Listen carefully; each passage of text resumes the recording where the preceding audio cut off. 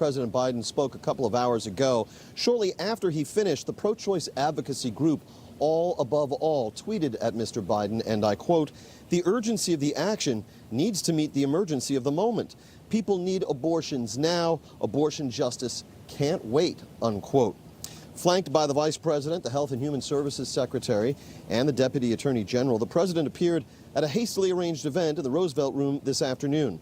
He raised his voice to a shout when he was decrying the plight of a 10-year-old Ohio girl who was raped, denied an abortion, and forced to travel to Indiana to receive one.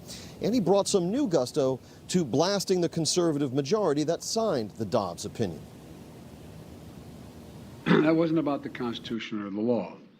It was about a deep, long-seating antipathy toward Roe and the broader right to privacy.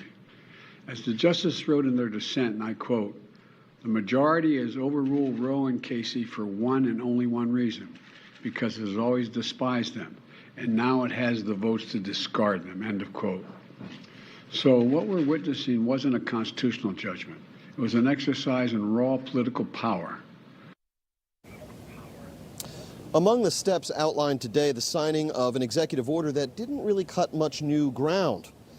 It directs the HHS Secretary to take, quote, additional steps beyond those already taken last month to protect access to medications and contraception.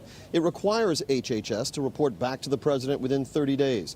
It creates an interagency task force, and perhaps most significant, it instructs federal agencies and departments to consider issuing new guidance on emergencies, as they are currently defined under existing law, to classify abortions as such and to protect abortion providers for acting in such circumstances.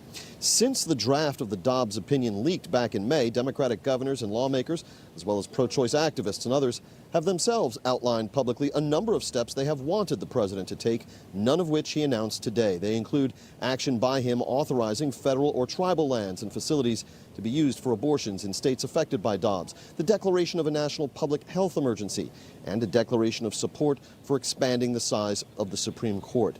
None of that was heard today, and none of that was lost on the Democratic base, already said by many accounts to be demoralized as the two parties head for the midterm elections this fall.